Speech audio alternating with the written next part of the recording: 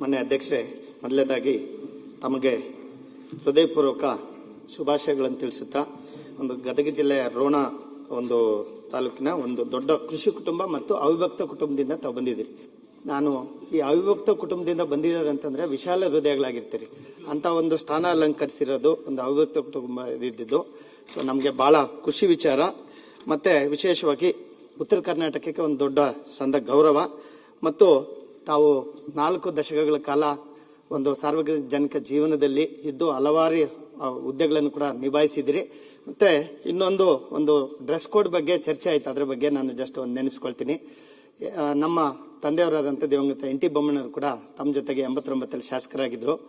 So ನಾನು ಚಿಕ್ಕ ವಯಸ್ಸಿಂದನೂ ಆ ಫೋಟೋಗಳು ನೋಡ್ತಾ ಬರ್ತಾ ಇದ್ದೆ. ನಮ್ಮ ಮನೇಲಿ 84ರಲ್ಲೂ 89ರಲ್ಲೂ ಶಾಸಕರಾದಾಗ ಎಲ್ಲ ಶಾಸಕರು ಅವಾಗ DB ಬಣಕಾರ್ ಸಾಹೇಬರು ಸ್ಪೀಕರ್ ಆಗಿದ್ರು. ಸೊ ಆ ಡ್ರೆಸ್ ಕೋಡ್ ನಾನೆಲ್ಲ ನೋಡ್ತಾ ಇದ್ರೆ ಎಲ್ಲದೂ ಬಿಳಿ ಶರ್ಟು, ಪಂಚೆಗಳು ಮತ್ತೆ ಕೋಟು ಇರೋದು. ಅದು ನೋಡಿದಾಗ ಎಲ್ಲ ಶಾಸಕರಂದ್ರೆ ಈ ರೀತಿ ಇರ್ತಾರೆ, ಇದೇ ರೀತಿ ಇರಬೇಕು ಅಂತ ಹೇಳ್ಬಿಟ್ಟು ನಾನು ಅಂದ್ಕೊಳ್ತಾ ಇದ್ದೆ. ಈಗ ನಮ್ಮ ಥರ ಕಲರ್ ಡ್ರೆಸ್ಗಳು ಇರ್ತಿರ್ಲಿಲ್ಲ ಅವಾಗ. ಆದರೆ ಬರ್ತಾ ಬದಲಾಗಿದೆ. ಆದರೆ ಮತ್ತೆ ತಮ್ಮಂಥವ್ರು ಆ ಒಂದು ನಾನೇನು ಚಿಕ್ಕ ವಯಸ್ಸಲ್ಲಿ ಶಾಸಕರಂದ್ರೆ ಹಿಂಗಿರ್ಬೇಕಂತೇಳಿ ಒಂದು ನಮ್ಮ ಭಾವನೆ ಇತ್ತು. ಅದೇ ಅಂಥವ್ರು ಮತ್ತೆ ಆ ಸದನದಲ್ಲಿ ನಮ್ಮನ್ನ ನಡೆಸೋಂಥವ್ರು ಮತ್ತೆ ಅಲ್ಲಿ ಕೂತಿರೋದು ನೋಡಿದ್ರೆ ನಿಜವಾಗ್ಲೂ ಬಹಳ ಖುಷಿ ಆಗ್ತಾ ಇದೆ. ಮತ್ತೆ ತುಂಬಾ ಗೌರವ ಕೂಡ ಹೆಚ್ಚುತ್ತಾ ಇದೆ. ಇದೇ ರೀತಿ ಕೊನೆಯದಾಗಿ ಒಂದು ತಮ್ಮ ಅಪಾರ ಅನುಭವ ಮತ್ತು ಕಾಳಜಿ. ಈಗ ನಮ್ಮಂತ ಮೊದಲ ಬಾರಿ ಶಾಸಕರಿಗೆ ಮತ್ತು ವಿಶೇಷವಾಗಿ ಕಲ್ಯಾಣ ಕರ್ನಾಟಕ ಭಾಗದ ಒಂದು ಅಭಿವೃದ್ಧಿಯಿಂದ ಎಲ್ಲ ರೀತಿ ಹಿಂದುಳಿದ ತಾಲೂಕುಗಳ ಬಗ್ಗೆ ತಮ್ಮ ಗಮನ ಇರಲಿ ಅಂತ ಹೇಳ್ತಾ ಇದ್ರು. ಬಲಗಡೆ ಬೆಂಚಿಗೆ ಜಾಸ್ತಿ ಅವಕಾಶ ಕೊಡಿ, ಎಡಗಡೆ ಬೆಂಚಿಗೆ ಅಂತೇಳಿ.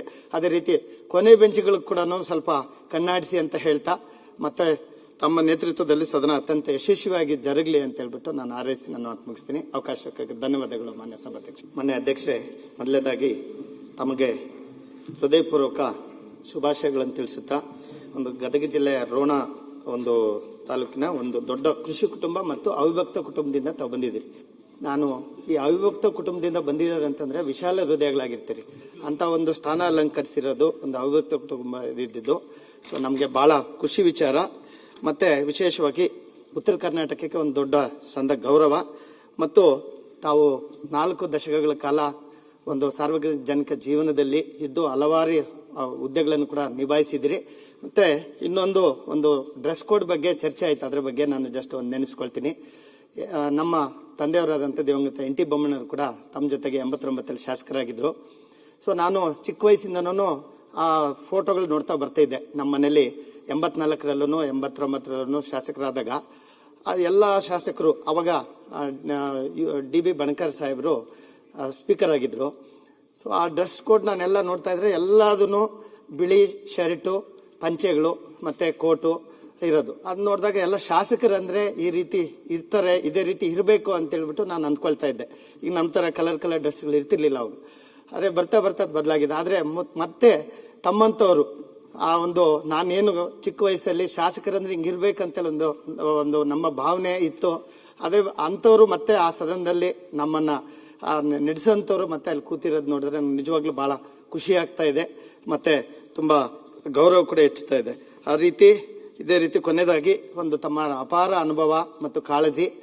ಈಗ ನಮ್ಮಂತ ಮೊದಲ ಬಾರಿ ಶಾಸಕರಿಗೆ ಮತ್ತು ವಿಶೇಷವಾಗಿ ಕಲ್ಯಾಣ ಕರ್ನಾಟಕ ಭಾಗದ ಒಂದು ಅಭಿವೃದ್ಧಿಯಿಂದ ಎಲ್ಲ ರೀತಿ ಹಿಂದುಳಿದ ತಾಲೂಕುಗಳ ಬಗ್ಗೆ ತಮ್ಮ ಗಮನ ಇರಲಿ ಅಂತ ಹೇಳ್ತಾ ಇದ್ರು. ಬಲಗಡೆ ಬೆಂಚಿಗೆ ಜಾಸ್ತಿ ಅವಕಾಶ ಕೊಡಿ, ಎಡಗಡೆ ಬೆಂಚಿಗೆ ಅಂತೇಳಿ. ಅದೇ ರೀತಿ ಕೊನೆ ಬೆಂಚ್ಗಳಿಗೆ ಕೂಡ ಸ್ವಲ್ಪ ಕಣ್ಣಾಡಿಸಿ ಅಂತ ಹೇಳ್ತಾ, ಮತ್ತೆ ತಮ್ಮ ನೇತೃತ್ವದಲ್ಲಿ ಸದನ ಅತ್ಯಂತ ಯಶಸ್ವಿಯಾಗಿ ಜರುಗಲಿ ಅಂತ ಹೇಳ್ಬಿಟ್ಟು ನಾನು ಹಾರೈಸಿ ನನ್ನ ಮಾತು ಮುಗಿಸ್ತೀನಿ. ಅವಕಾಶಕ್ಕಾಗಿ ಧನ್ಯವಾದಗಳು ಮಾನ್ಯ ಸಭಾಧ್ಯಕ್ಷ.